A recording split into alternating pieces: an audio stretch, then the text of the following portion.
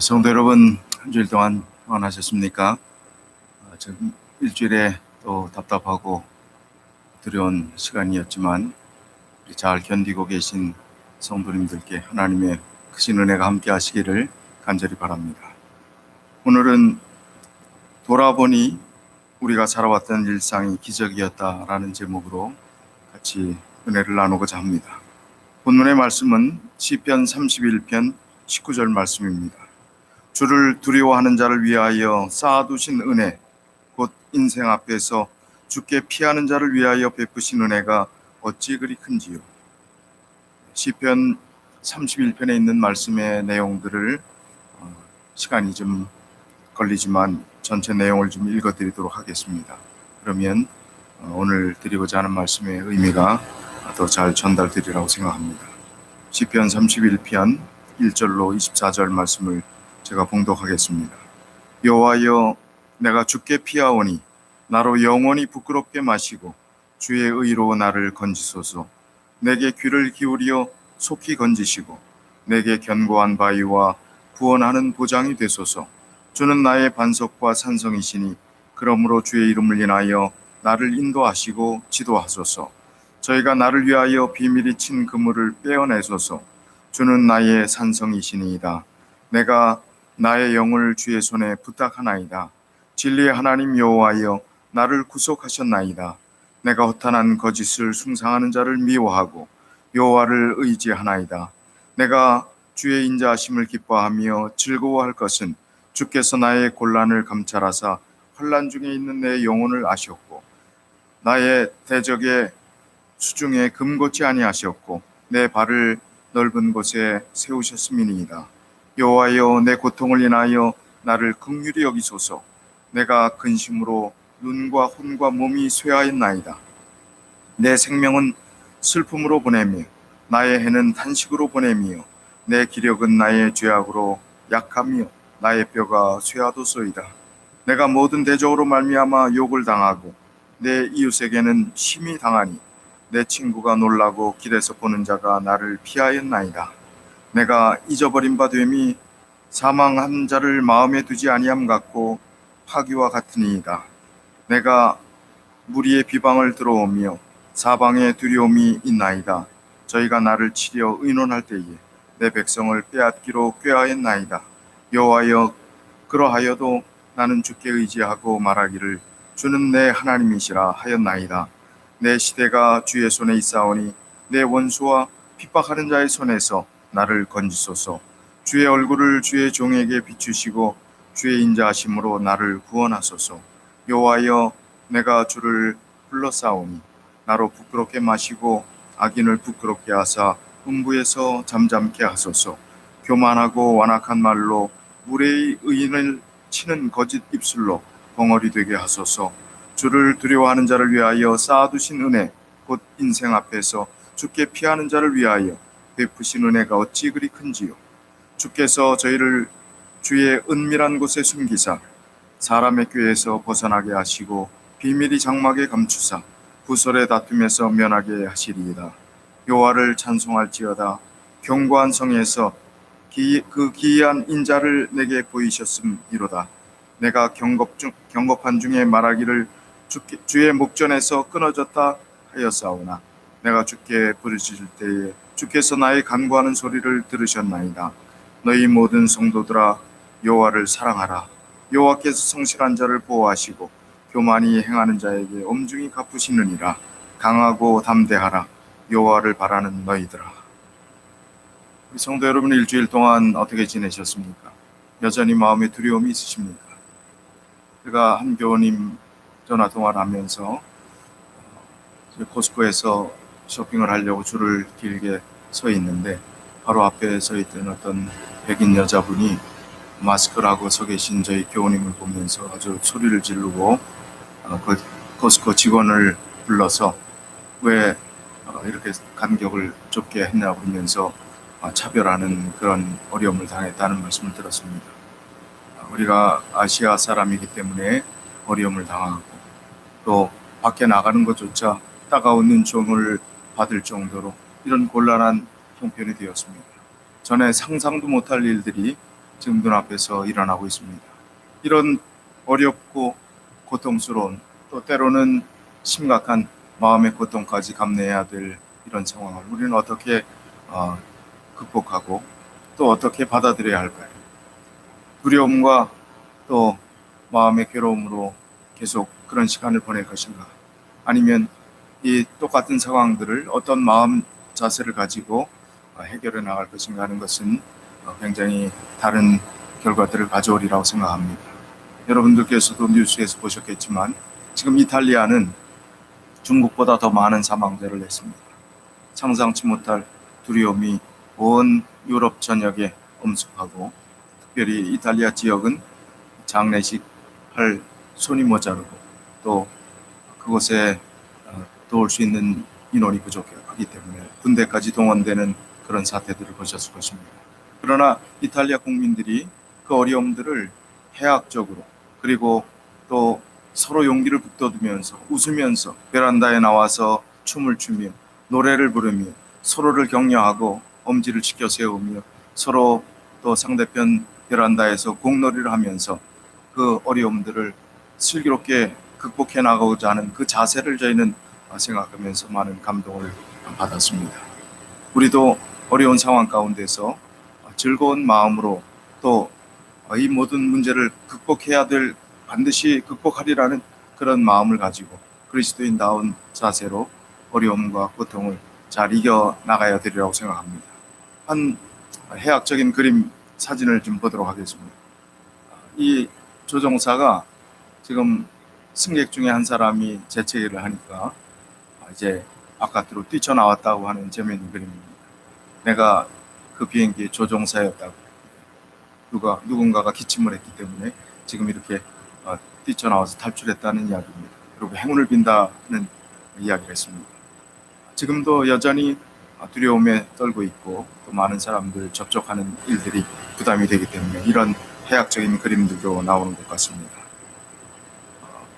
지난 안식일에 김영섭 장로님께서 우리 교우 대화방에 좋은 감동적인 글을 올리셨습니다. 그 글의 내용을 읽어보신 분은 다 공감하셨지만 오늘 드리고자 하는 설교의 제목과 그 내용이 상당히 연관이 되어 있어서 또 안 읽어본 분도 계시고 하기 때문에 제가 이 내용을 다시 한번 읽어드리도록 하겠습니다. 국민일보 3월 12일자에 수록됐던 내용이고, 송기론 목사님, 가정사역을 하시고 하이 패밀리 대표로 계시는 그 목사님이 기고하신 글입니다. 제목은 코로나가 가져다준 선물입니다. 나는 배웠다. 모든 시간은 정지되었다. 일상이 사라졌다. 만나야 할 사람을 만나지 못한다. 만나도 경계부터 해야 한다. 여러 사람이 마주 앉아 팥빙수를 겁없이 떠먹던 날이 그립다. 가슴을 끌어안고 우정을 나누던 날이 또다시 올 수 있을까? 한숨이 깊어진다.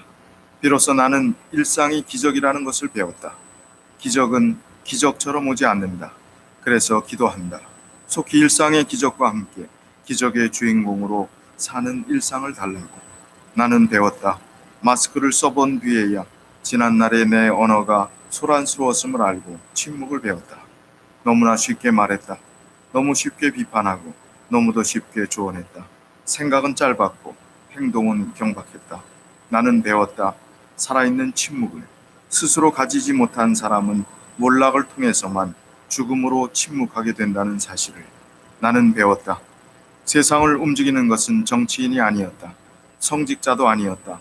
소식을 듣자 대구로 달려간 신혼 1년차 간호사가 가슴을 울렸다. 잠들 곳이 없어 장례식장에서 잠든다는 겁없는 간호사들의 이야기에 한없이 부끄러웠다. 따뜻한 더치커피를 캔에 담아 전달하는 손길들을 보며 살맛 나는 세상을 느꼈다. 이마에 깊이 팬 고글 자국 위에 밴드를 붙이며 싱긋 웃는 웃음이 희망 백신이었다. 나는 배웠다. 작은 돌적 위가 문을 움직이듯이 이 세상을 움직이는 것은 저들의 살아있는 행동인 것을. 나는 배웠다. 죽음이 영원히 3인칭일 수만은 없다는 것을. 언젠가 내게도 닥칠 수 있는, 그래서 언제나 준비되어 있어야만 하는 것이 죽음인 것을 배웠다. 인간이 쌓은 천만의 도성도 바벨탑이 무너진 찌듯 한순간에 무너질 수 있다. 만물의 영장이라는 인간이 미생물의 침투에 너무도 쉽게 쓰러질 수 있는 존재인 것을 배웠다. 그런데도 천년 만년 살 것처럼 악다구니를 퍼붓고 살았으니 얼마나 웃기는 일인가를 배웠다. 나는 배웠다. 인생의 허들 경기에서 장애물은 넘어지라고 있는 것이 아니라 넘어서라고 있는 것임을, 자신에게 닥친 시련을 재정의하고 살아남아 영웅이 될지 바이러스의 희생양이 될지는 나의 선택에 달려있다. 닥친 불행과 시련을 운명이 아닌 삶의 한 조각으로 편입시키려는 것이 무엇인지를 배웠다. 그때 희망의 불씨가 살아나고 있었다. 나는 배웠다. 까뮈의 페스트에 등장하는 북아프리카의 항구 오랑은 아비 규환의 현장이었다. 서로를 향한 불신과 배척, 죽음의 공포와 두려움, 지옥이었다. 신종 코로나 바이러스 감염증의 최대 피해 지역인 대구는 공항도 폭동도 혐오도 없었다. 침착함과 고요함이 버티고 있었다. 일본의 대지진 때 일어났던 사재기도 없었다. 오히려 착한 건물주 운동으로 서로를 감싸 안았다. 외출 자제로 인간 방파제가 되어 대한민국을 지켰다. 배려와 존중으로 빛났다. 나는 위기에서 사람의 인격이 드러나고 극한 상황에서 도시의 품격이 확인된다는 것을 배웠다. 나는 배웠다. 어떤 기생충보다 무섭고 무서운 기생충은 대충이라는 것을. 모든 것이 대충이었다. 손 씻기도 대충, 사회적 거리 유지도 대충, 생각도 대충. 이번 사태에도 너무 안이했다. 이제는 나 스스로 면역 주치의가 되어야 한다는 것을 배웠다. 환경 문제나 생태계의 파괴가 남의 일이 아니라 내 일이라는 것을 배웠다. 또다시 찾아올 바이러스에 대처하기 위해 두 눈 부릅뜨고 환경 지킴이가 되어야 한다. 나는 확실히 배웠다. 공생과 공존이 상생의 길이라는 것을. 나는 배웠다. 가장 큰 바이러스는 사스도 코로나도 아닌 내 마음을 늙고 병들게 하는 절망의 바이러스라는 것을. 나는 배워야 한다. 아파도 웃어야만 이길 수 있다는 것을. 아니, 그게 진정한 인간 승리임을. 나는 기도한다. 마지막에 웃는 자가 되게 해달라고. 안코라 임파로. 나는 아직도 배우고 있다는 이탈리어다. 세계 천재 미켈란젤로가 시스티나 성당의 천장화를 비롯한 수많은 명작을 남긴다. 많은 세월이 흐른다. 인생의 황혼 엮인 87세 때 자신의 스케치북 한쪽에 남긴 글이다. 내 나이 겨우 60을 넘겼다. 그래, 우리는 모두 살아야 한다. 잘 살기 위해 배워야 한다. 안코라 임파로. 그렇다면 우리 모두는 살아있다. 참 감동적인 글입니다. 저는 이번 한 주를 지내면서 마음속에 드는 네 가지 단어가 떠올랐습니다. 그리고 이 네 가지 단어를 생각하면서 교훈을 같이 나누고자 합니다. 이 네 가지 단어는 첫 번째는 기적이라는 단어입니다. 두 번째는 은혜라는 단어입니다. 세 번째는 감사라는 단어입니다. 네 번째는 회개라는 단어입니다. 우리가 정말 우리의 일상이 얼마나 하나님의 축복과 은혜 속에서 감사해야 될 사람이었음을, 그러나 감사하지 못했고 그 일상의 소중함을 깨닫지 못하고 살았던 지난날의 시간들을 반성하며 회개해야 된다는 마음들을 가졌습니다. 우리가 물건을 살 때 많은 줄을 서지 않고 마음대로 화장지도 사고 물도 사고 또 풍요로움 속에서 하나 어려움 없이 살았던 지난날의 모든 시간들이 얼마나 하나님의 축복이었고 은혜였고 기적이었음을 우리는 전혀 감사하지 않고 살았습니다. 그러나 지금 당면한 이 현실을 바라보며 또 앞으로 펼쳐질 어떠한 더 심각한 상황들을 미리 염려하고 예측하면서 더 큰 마음의 고통과 또 마음의 심란한 생각들을 갖게 되는 것입니다. 우리가 다시 한번 하나님의 은혜를 생각하고 하나님께 감사하며 동일한 상황을 하나님의 주신 은혜와 또 하나님께서 우리를 구원해내실 것이라는 분명한 약속의 말씀에 근거한 확신을 가지고 이 어려움을 이겨내야 하리라고 생각합니다. 우리가 첫 번째 생각할 그 기적은 우리가 이 세상 살면서 지금까지 지내왔던 모든 시간들은 기적이었음을, 일상의 모든 시간들이 다 기적이었음을 우리가 바라봐야 합니다. 수많은 이 세상에 우리의 당면한 모든 시간들의 상황들을 우리가 면밀하게 돌아보며 얼마나 우리가 하나님의 은혜와 보호함 속에서 살았는지, 그리고 하나님의 축복 속에서 살았는지에 대한 생각들을 다시 한번 가져야 할 것입니다. 두 번째는 은혜라는 것입니다. 고린도서 9장 8절에 있는 말씀을 보면 하나님이 능히 모든 은혜를 너희에게 넘치게 하시나니 이는 너희로 모든 일에 항상 모든 것이 넉넉하여 모든 착한 일을 넘치게 하려 하심이라. 여기 주신 말씀처럼 하나님께서 우리에게 능히 넘치도록 은혜를 베풀어 주셨다 하는 말씀을 주셨습니다. 하나님께서 우리에게 지금까지 허락해 주셨던 은혜를 우리는 모르고 살았습니다. 그리고 안다고 해도 조금 느끼고 살았습니다. 넘치도록 베푸신 그 은혜가 얼마나 큰 것인지 오늘 다시 한번 이 말씀을 생각하면서, 또 고린도후서 9장 8절에 주신 말씀 외에 성경의 곳곳이 우리가 지금까지 우리로 꼴쥐어진 것은, 나의 나된 것은 모두가 하나님의 은혜라고 말씀하신 그 말씀부터 시작해서 성경 곳곳에 베푸신 하나님의 은혜를 묵상하는 그런 지혜자들이 되어야 할 것입니다. 세 번째는 감사에 대한 말씀입니다. 디모데후서 3장 1절로 5절에 보면 이 마지막 때에, 정말 이 마지막 시대를 살아가는 그때에 말세의 징조를 이야기하시면서 특별히 디모데후서 3장 1절로 5절에 이 말세의 상황들을 이렇게 설명했습니다. 내가 이것을 알라. 말세에 고통하는 때가 이르리니 사람들은 자기를 사랑하며 돈을 사랑하며 자긍하며 교만하며 회방하며 부모를 거역하며 감사치 아니하며 거룩하지 아니하며 무정하며 원통함을 풀지 아니하며 참소하며 절제하지 못하며 사나우며 선한 것을 좋아 아니하며 배반하여 팔며 조급하며 자고하며 쾌락을 사랑하기를 하나님 사랑하는 것보다 더하며 경건의 모양은 있으나 경건의 능력은 부인하는 자니 이 같은 자들에게서 내가 돌아서라. 이 말세의 징조를 이야기하시면서 특별히 감사치 아니하며 라는 말씀을 주셨습니다. 말세의 징조가 감사치 아니하는 세태를 설명하는 것입니다.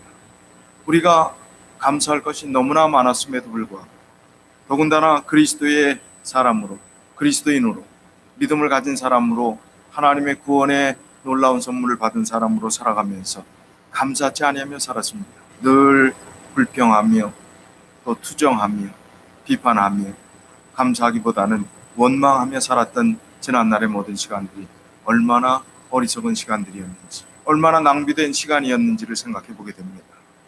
우리가 이런 어려운 일들을 다시 겪으면서 정말 감사해야 되겠다. 사소한 모든 것도 하나님의 은혜와 감사가 넘치는 삶이었구나 하는 것을 다시 한번 우리의 삶 가운데서 재발견하는 그런 은혜가 있었으면 좋겠습니다. 네 번째는 우리가 회개해야 합니다. 우리는 종말론자들이 아닙니다. 제7일 안식 예수 재림 교인들은 재림주의자들입니다. 재림을 손꼽아 기다리는 사람들입니다. 성경의 가장 큰 희망, 그리고 그리스도인들의 가장 큰 기다림이 바로 예수 그리스도의 재림인 것입니다. 예수 그리스도의 재림을 기다리는 사람들이, 우리가 지금까지 우리 재림신앙의 어떤 정체성을 생각해 볼 때 정말 이 종말의 사건들이라든지 시골 생활이라든지 우리가 시골 생활하면서 자급자족해야 될 마지막 시대의 어떤 흐름에 대한 언급이나 그런 이야기들을 들을 때 현실과 와닿지 않았습니다.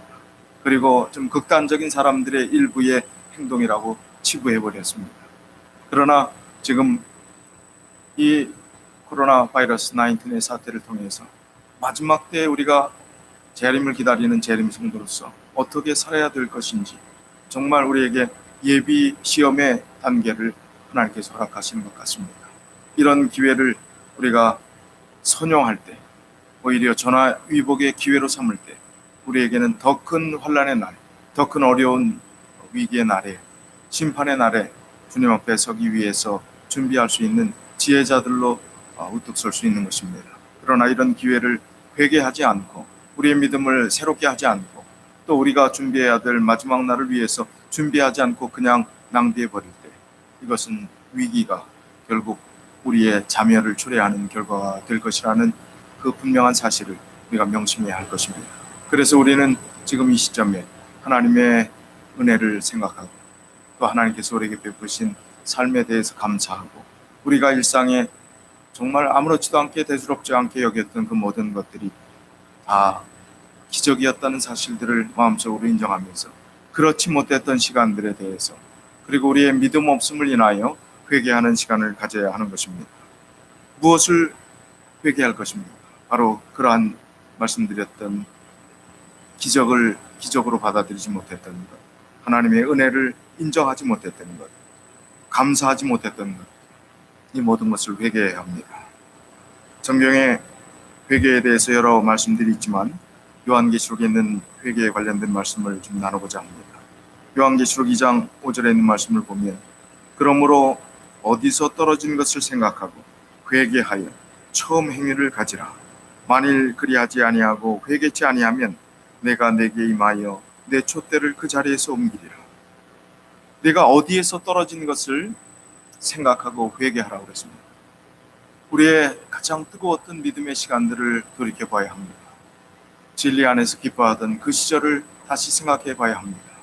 그리고 우리가 지금까지 살아왔던 모든 시간들 가운데서 오늘 이 어려움을 당면한 지금 이 시점에 내 믿음의 자리는 어디에 있는지를 확인해 봐야 합니다. 그리고 내 믿음이 분명히 내 정말 하나님을 사랑하고 기뻐했던 그 믿음의 자리에서 동떨어져 있다고 하는 것이 느껴진다면 지금 그 자리를 회복하라는 것입니다. 아니, 그 자리보다 더 귀한 하나님의 은혜의 자리로 더 깊이 그리고 더 높이 믿음의 수준들을 향상시키라는 것입니다. 우리가 회개치 아니하면 하나님께서 내게 임하여 내 촛대를 그 자리에서 옮기리라고 하셨습니다. 기회가 우리에게 영원히 주어지는 것이 아닙니다. 우리에게 시간이 얼마 남지 않았습니다. 우리의 살 날이 아무도 장담할 수 없기 때문에 우리의 살 날 동안, 남은 날 동안 회개할 수 있는 유일한 시간, 오늘이라는 하루, 지금 숨 쉬고 생각하고 또 눈 뜨고 바로 보며 우리가 제정신으로 판단할 수 있는 이 시간이 우리에게 남은 유일한 시간들이라는 사실을 우리가 기억해야 할 것입니다. 그 다음 성경절은 요한계시록 2장 16절입니다. 그러므로 회개하라. 그리하지 아니하면 내가 내게 속히 임하여 내 입의 검으로 그들과 싸우리라. 회개하지 아니하면 내가 속히 임하여 내 입의 검으로 그들과 싸우리라고 했습니다. 반드시 회개해야 된다는 말씀입니다. 아무리 강조해도 지나치지 않은 것입니다.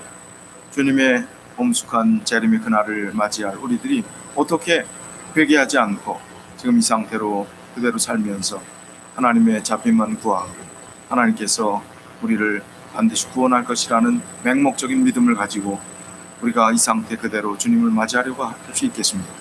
분명히 회개하라는 말씀을 주셨습니다.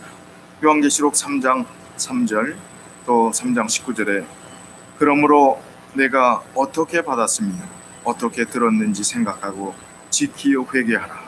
만일 일깨지 아니하면 내가 도적같이 이르리니 어느 시에 내게 임할는지 내가 알지 못하리라. 여기도 비슷한 말씀이 있습니다. 내가 어떻게 받았으며 어떻게 들었는지를 생각하고 하나님의 귀중한 진리를, 이 구원을, 하나님께서 우리를 사랑하시는 그 사랑을 어떻게 받았는지를 반드시 기억하라는 것입니다. 그리고 생각하라는 것입니다. 지키라는 것입니다. 회개하라는 것입니다. 그렇지 않으면 갑작스러운 도적같이 많은 주님의 재림의 그날에 준비되지 않은 상태, 그 엄숙한 날의 심판을 우리가 피할 길이 없게 된다는 말씀을 주셨습니다. 요한계시록 3장 19절에 무릇 내가 사랑하는 자를 책망하여 징계하노니 그러므로 내가 열심을 내라 회개하라. 열심을 내라 회개하라. 하나님께서 사랑하시는 자를 책망하여 징계한다고 하셨습니다. 하나님께서 우리를 사랑하시기에 이런 시험을 허락하시는 것 같습니다.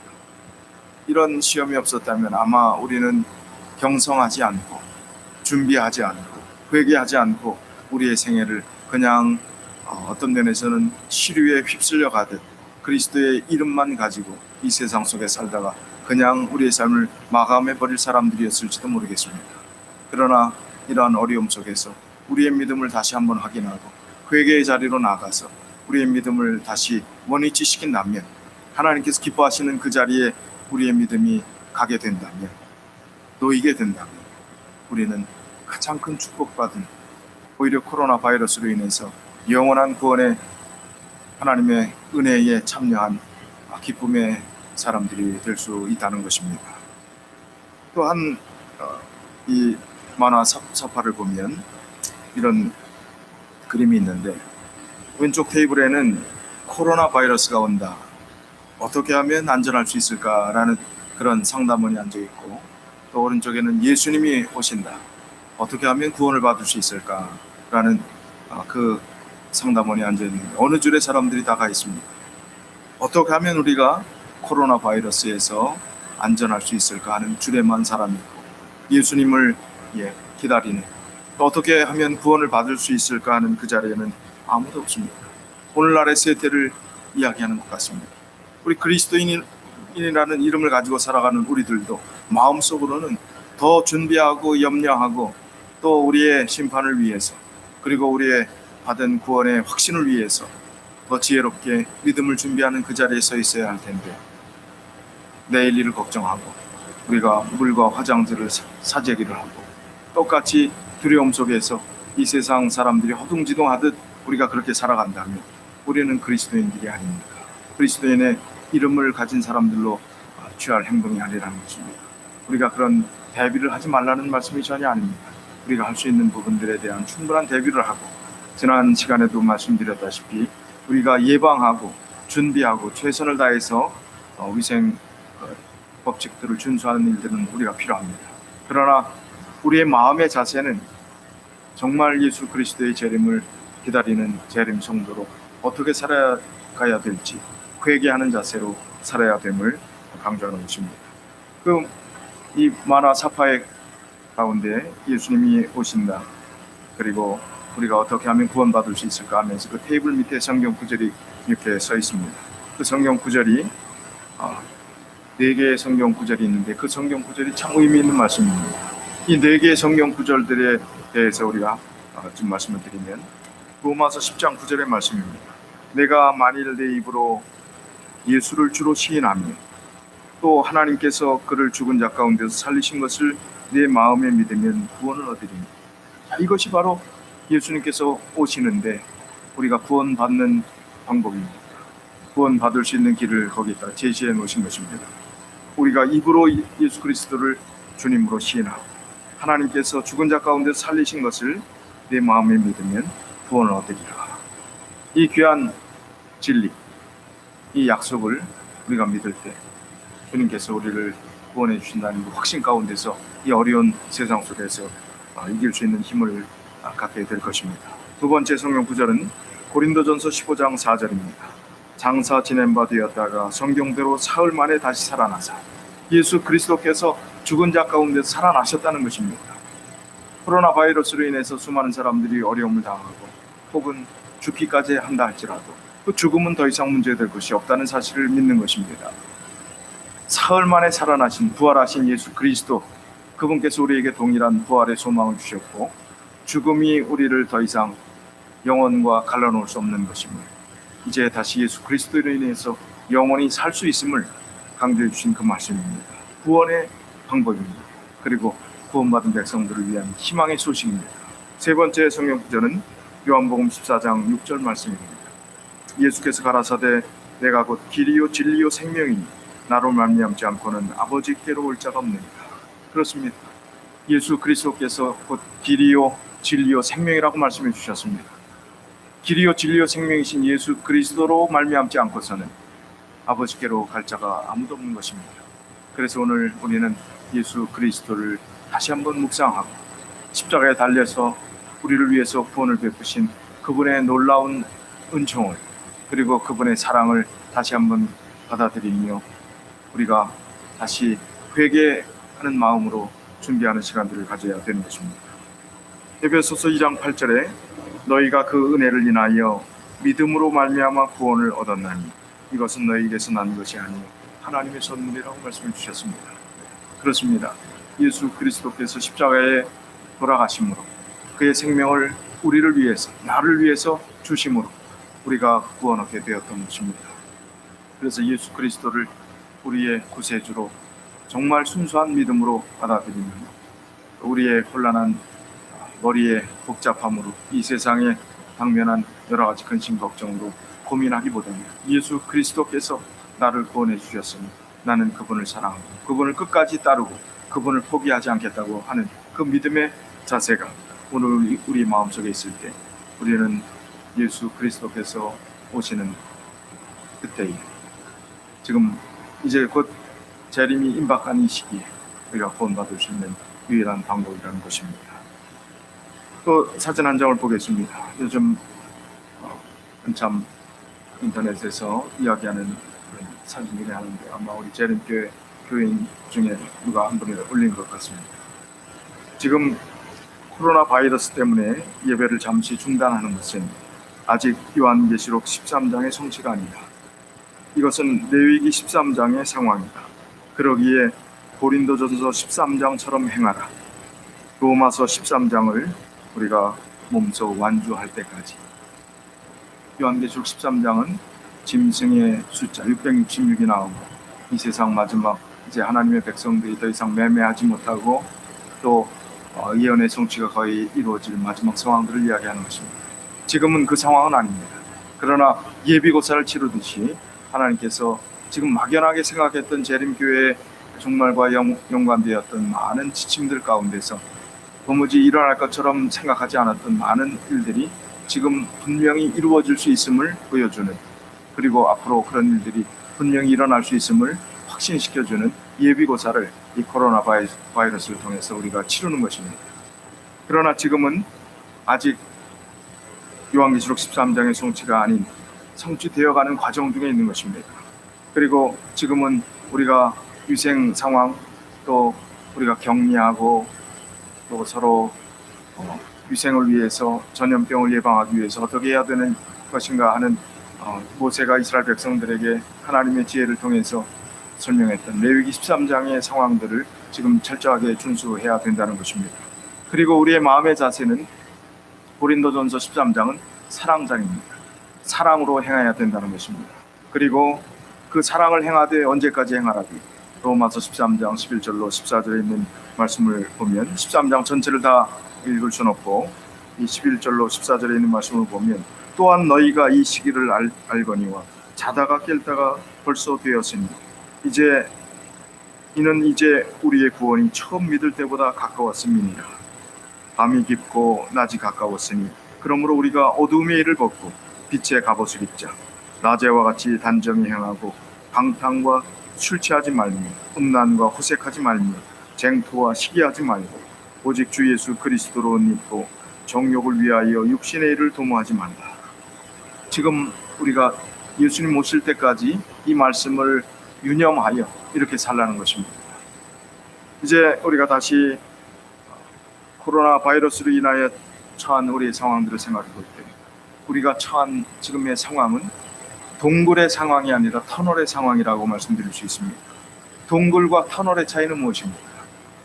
동굴은 입구는 있지만 출구는 없습니다. 그러나 터널은 입구가 있고 출구가 있습니다.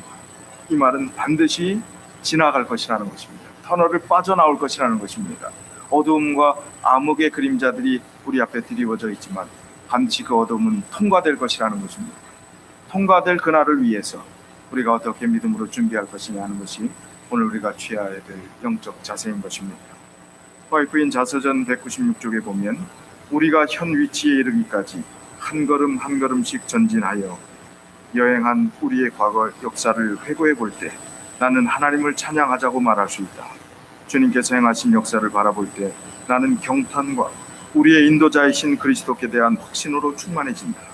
우리는 주님께서 우리를 인도해 오신 길과 우리의 과거 역사를 통하여 주신 그분의 가르침을 잊어버리는 것 외에는 미래를 위하여 두려워할 것이 전혀 없다. 하나님께서 우리를 어떻게 인도해 주셨는지 과거의 하루하루의 시간들을 생각해 볼 때 이 모든 일상은 기적이었음을 우리가 고백할 수밖에 없습니다. 두려워할 것이 없습니다. 우리의 일상을 기적으로 인도해 주셨던 하나님께서 앞으로의 모든 시간도 그렇게 인도해 주시리라고 보증해 주셨습니다. 그 약속을 믿고 우리가 나아가게 될 때 우리는 하나님의 약속 가운데서 이 어려움들을 반드시 통과하고 이기는 사람들이 될 것입니다. 다시 본문의 말씀으로 돌아와서 시편 31편 19절부터 24절의 말씀을 읽고 말씀을 드리고자 합니다. 주를 두려워하는 자를 위하여 쌓아두신 은혜, 곧 인생 앞에서 주께 피하는 자를 위하여 베푸신 은혜가 어찌 그리 큰지요. 주께서 저희를 주의 은밀한 곳에 숨기사 사람의 꾀에서 벗어나게 하시고 비밀이 장막에 감추사 구설의 다툼에서 면하게 하시리이다. 여호와를 찬송할지어다. 견고한 성에서 그 인자한 그 기이한 인자를 내게 보이셨음이로다. 내가 경고한 중에 말하기를 주의 목전에서 끊어졌다 하였사오나 내가 주께 부르짖을 때에 주께서 나의 간구하는 소리를 들으셨나이다. 너희 모든 성도들아 여호와를 사랑하라. 여호와께서 성실한 자를 보호하시고 교만히 행하는 자에게 엄중히 갚으시느니라.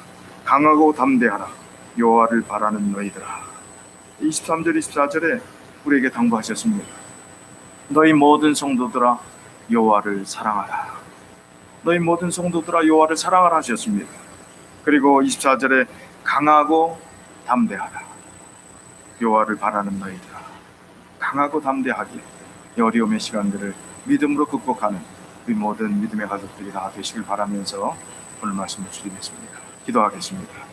사랑의 아버지 하나님, 참으로 두렵고 놀라운 이 예언의 모든 일들이 성취되어가는 이 상황들을 바라보면서 우리가 두려움과 방황 속에서 어찌할 바를 모를 때에 주께서 말씀을 우리에게 허락해 주시고 이 말씀 속에 확신을 가지고 이 어려움을 극복할 수 있는 지혜까지 믿음까지 허락해 주셔서 감사를 드립니다.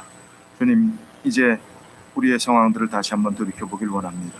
하나님의 백성들을 어떻게 인도하셨는지, 이스라엘 백성을 하나님께서 어떻게 인도하셨는지, 그들의 하루하루의 일상의 삶이 기적이었음을, 광야에서 지냈던 하루하루의 시간들이 기적이었던 것 같이 우리가 지냈던 모든 시간들이 기적이었음을 생각하며 우리가 감사하게 하시고 하나님의 은혜를 생각하게 하시고 우리의 연약한 믿음을 돌이켜 회개하게 하셔서 주님께서 주시는 은혜를 넉넉히 기쁨으로 받고 이 어려운 상황들을 넉넉히 이길 수 있는 믿음의 사람들이 다 될 수 있도록 축복해 주시옵소서. 주님, 이 어려움으로 인해서 당면한 육신적인 곤란함들이 다 있습니다. 사업의 어려움, 경제적인 또 여러 가지 건강의 연약함으로 인해서 또 전염될까 염려하는 그 모든 어려움, 총체적인 어려움들이 우리 눈앞에 있습니다. 그러나 하나님께서 이 어둠의 터널을 반드시 통과케 하시고 오히려 전화위복의 은혜를 주시겠다고 하신 약속을 저희가 믿습니다. 그리고 분명히 이 모든 어려운 상황들을 극복할 수 있는 일상의 기적들을 허락해 주실 것을 믿습니다.